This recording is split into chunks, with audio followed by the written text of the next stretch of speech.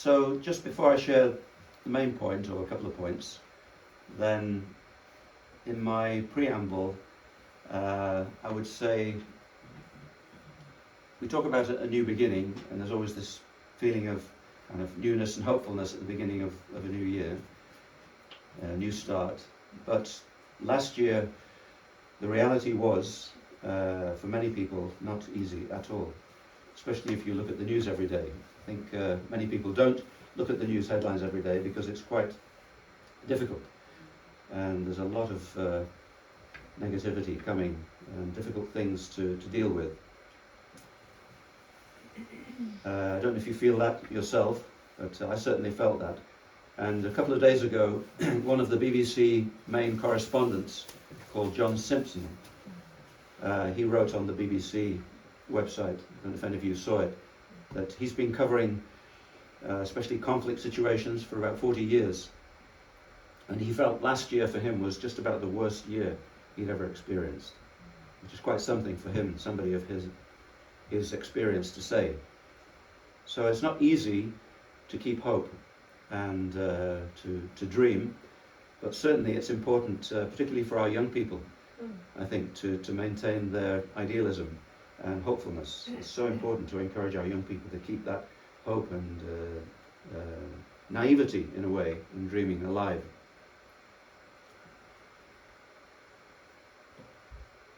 If I think of myself, the reality of much of society, then in a negative sense, a lot of society has become very regulated, I would say, much more regulated, which can be a good thing, but in another way it can mean you're always having to think about the rules and regulations and where you park your car. Is it parked, in a place where you're going to get a ticket, or is there a speed camera in this on this road, or speed bumps regulators. They've just put some more speed bumps on one of our roads here. They're really terrible, but in another way they keep you to the 20 miles an hour, which is safer for pedestrians and cyclists. So there's good and bad, but I think, and if you would agree, our society has become much more regulated than it was certainly when I was growing up in my day. You felt a bit more free. And also I feel our society has become a little bit more remote, partly because of mobile phones and WhatsApp and communicating virtually, which again has its pluses and minuses. But I feel, and I think Patricia feels the same, that our society has become a lot more virtual and not so much face-to-face, heart-to-heart as it used to be. I don't know if you'd agree with that. But we had an experience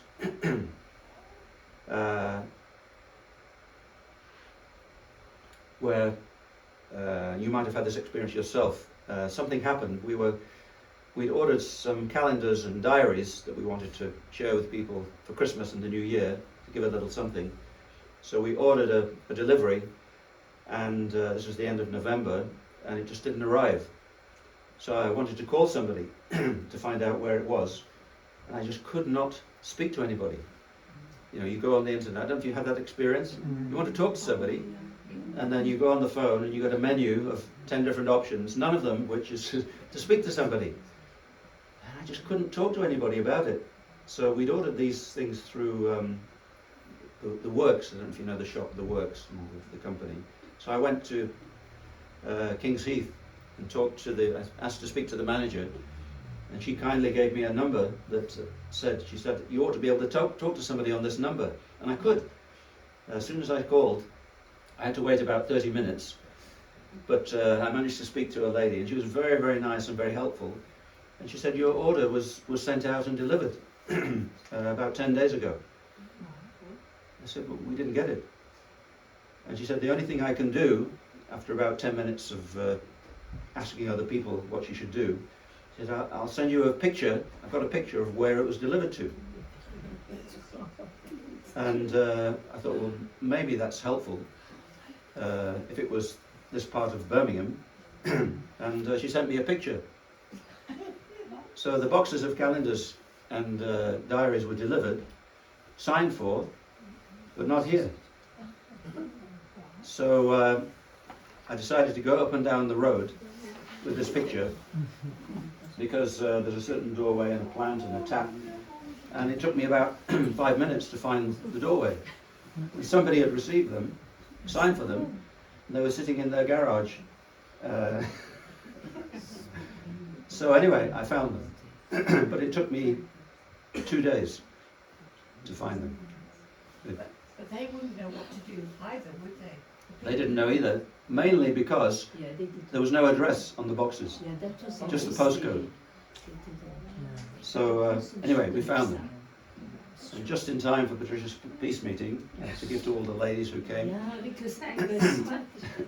We had about, anybody who was here for the peace meeting on the 17th of December? Some of you. So we had 98 ladies here and me in the house. Gender equality, gender balance. But remote, society's become more virtual, more remote in many respects, and also divisive. So much of the news is divisive, isn't it? Whether it's Democrats and Republicans, or Conservative and Labour, and it's hard for people to think, especially people in leadership positions, to think beyond party political interest or beyond national self-interest. It's quite hard. So the point I'm going to make in a minute is that we need to discover and go back to basics, to the point where we understand how to do that, how to think of myself and others, not just I, me and myself, or I and my political party, or even I, me and my country. We need to think about the bigger picture, and in a sense about God and the family of humanity, beyond just the boundaries that often confine and divide us. So in the principles of peace that we try to share and espouse, there's a formula, and there are some very basic, simple points that we can follow and practice to get to that point where we do that, where we think about me and you, my happiness and your happiness, our shared happiness, our family of humanity, beyond politics, even beyond religious boundaries and barriers. And in this kind of world, regulation, we talked about being regulated, actually it's our conscience and our connection to the divine which regulates us, ideally. Our conscience. You ever thought about your conscience, where it is, where it comes from, and what it does? It's very interesting. Each of us has a conscience. It's invisible, but it's there. And it tells us in every situation, what to do and how to behave, and maybe what we should say or not say.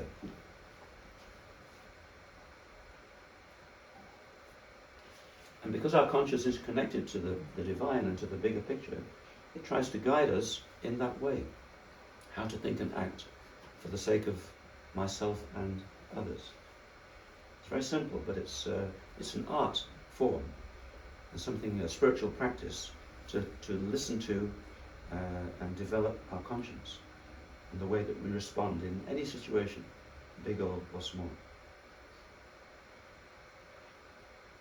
And also, hopefully this will help us, these principles help us to become less virtual and more intimate, and more able to relate to one another heart to heart and face to face. I was sharing with one or two of you over the last couple of weeks. We've travelled all over: Birmingham, Solihull, Sutton Coldfield, West Bromwich, Smethwick, all over the place, just to go and meet people. I think we've met, I don't know how many, maybe 150 people.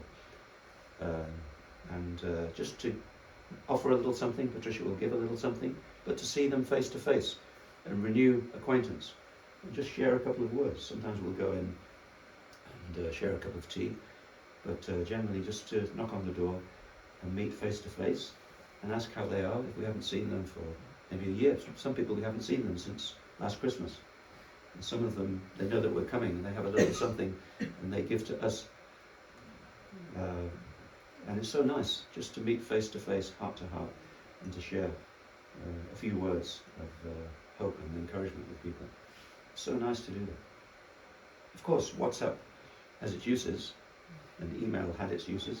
I think WhatsApp's taken over now, but all of the virtual things have their place. But we shouldn't forget the face-to-face, the heart-to-heart, meeting together like this, how important it is to just to share. And also these principles try to be unifying rather than divisive, and to bring us together. So I'll just share a couple of points maybe that you can take with you. Simple, as I said, but quite profound when we understand and grasp them. And one is that nothing is created in isolation. God, Allah, whatever name, the divine, nothing has been created in isolation. Everything exists with its complementary opposite. If you hadn't realized, it's very simple. So, if you remember from your chemistry and physics lessons, right, at the atomic and molecular level, there's positive and negative. You can't have positive without negative. You can't have the proton without the electron. It's not possible. And they need each other. They complement each other. They're opposite, but not in a bad or a negative way. They complement each other. And at every level of creation, whether it's stamen and pistil in the plant world, the lion and the lioness, or in the human world, male and female, masculine and feminine, dad, mum and dad, husband and wife, father and mother, you cannot have life and development without both. So they need each other. They were, you know the expression, if you see a couple of young people and they're going to get married and somebody will say, oh, they were made for each other, right? But we were. We were made for one another. And that aspect of masculinity and femininity, or plus and minus, at every level, is such a simple, profound thing, but it's really deep, actually. And these two were made for each other. And life, you can't have life one without the other. There's a lot of things said, about homosexuality and lesbianism, and two men can choose to live together, but actually they can't create life. You've got to have a surrogate mother.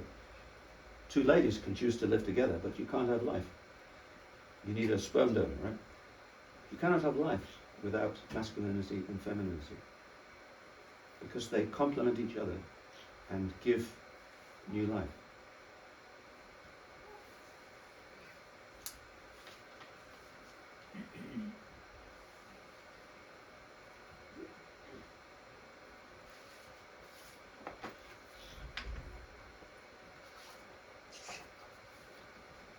So my other point comes from the second reading, if you can remember. Then, where does that find ultimately its ultimate expression? It's actually very simply in the couple, in the family. That should be at the root and heart of everything. The family is the fundamental building block. So, in these principles, we say that the family is not just a social institution, but it's something holy, something sacred, something connected to the divine. And if you think about where do masculinity and femininity come from, then they come from, the divine, the origin, but something can't come from nothing. So if you think about the origin, the divine, whatever name we want to give to that, God, Allah, it's coming from that origin. Masculinity and femininity is coming from that origin. So within the origin, within the divine, there must be masculinity and femininity. We can't exactly describe God. In Islam, you can start with 99 names or 99 expressions of God. We can't exactly describe God. But within the divine, everything is already there, waiting to be expressed, but in harmony. So if there's harmony between these complementary opposites, if there's harmony here, it reflects the harmony within the origin, within the divine. So if there's harmony between husband and wife, man and woman, that can reflect the harmony that exists within the origin. It's such a simple concept, but it's really so profound. So again, in our principles of peace, then my final point would be that we would say the divine, the origin, in a way, is both masculine and feminine, because something can't come from nothing. So God, in a way, is our parent. Not just Heavenly Father, but in a way, Heavenly Mother, Father and Mother. Otherwise, masculinity and femininity couldn't be expressed if it wasn't there within the divine, within the origin, in harmony. So our mission, in a sense, is to recreate or to find and express that harmony between the couple, between, as it said in the reading, between parents and children, between one another. And in doing that, we're reflecting the harmony that exists within the origin, within God, within the divine. That's what we should be about. It's not complicated at all, but it's very, very simple and very, very profound. And one final example of that, I would say, that we experienced a few days ago. We always leave a certain person, when we go and do our visiting around Birmingham and West Bromwich and so on, we always leave 2 people until the end. One is Lady King. Some of you may remember Lord King, Lord Tarsem King. He was the patron of our Peace Federation, and also he represented our work in Parliament, and we had meetings in Parliament many times. He invited our founders, Father and Mother Moon, into the UK Parliament, and he was such an incredible man, politician, but A, he was a man of the people, and B, he was such a beautiful father and husband to his lovely wife. So every time we went to see them at Christmas time, we would always go in and have a cup of tea, and we would see this beautiful couple. And how was that reflected in his life? He went to London almost every day during when Parliament was sitting, into the House of Lords, and every night he came back to Birmingham. How many politicians have a second home in London? Most, probably, right? Because of practicalities, and he would come back every single night to be with his wife. Can you imagine his devotion and dedication? Amazing guy, and also a man of the people.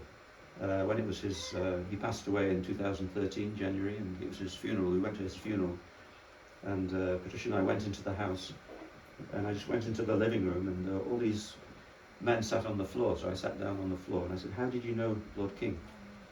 And they said, "Oh, when we came to the UK back in the 60s, he was our treasurer. We would work hard, and then we would give him our money and trust our money to him, because they trusted him." Such a man of the people, but fundamentally a husband and a father, a grandfather, an amazing person in terms of the family. Yeah, when Father Moon passed away, we had a big ceremony in Korea, and there were 2 people who who gave obituaries. One was the former president of Albania, Alfred Moisiu, and the other one was Lord King. They gave the obituaries. Amazing, very profound. So we always go to visit Lady King. Unfortunately, on the 30th, when we went to see her, was it the 30th or 31st? 30th. She wasn't there. I think she'd gone to spend time with her son and daughter-in-law. But very close to them in West Bromwich is an amazing guy, amazing man, called Bhai Sahib Mohinder Singh. So most of you, I think, will know the Soho Road Gurdwara, with the big dome on the top. And but you may not know that at the end of every year, the last 11 days of the year, they pray 24 hours a day for the world. 24/7 for 11 days, non-stop. They pray for the world. Can you imagine the devotion? Actually, no religion has a monopoly on devotion. The sincerity of their devotion is quite incredible. So they finish on the 31st after their 11 days. So he gets home about 8:30.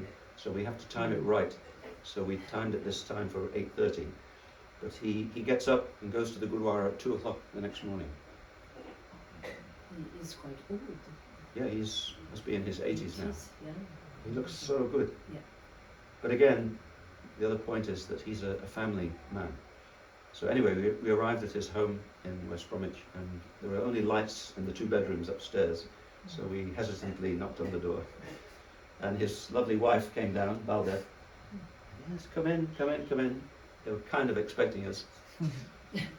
So we went in, and he came down. You know, he'd been preparing to go to bed, because he had to get up 2 o'clock on the 31st to go back to the Gurdwara. And we had such a beautiful time with that couple. I felt so welcomed, so warm, so much hospitality. And I can't describe to you. And he's a big shot. He's a very wonderful, important person. I think in Sikhism they have 5, 6, 7 Sikh leaders recognized globally, and he's the only one outside of India. So he's really important, but he's such a humble man, and a loving husband. So I hope that if you haven't ever been to the Solar Road Gurdwara, you can drop in any time, and you'll be provided with food. Right? That's another aspect of Sikhism, the hospitality, the langar. Maybe we should take some of you there, especially to see the dome on the top. That's a whole other story about the dome. It's a wonder of the modern world, the interior of that dome. I won't go into that. But anyway, those are the main points I wanted to just share with you. That, there's this oneness within the divine, within God, within the origin, that can only be expressed out in terms of complementarity, plus and minus, positive, negative, male and female, masculine and feminine.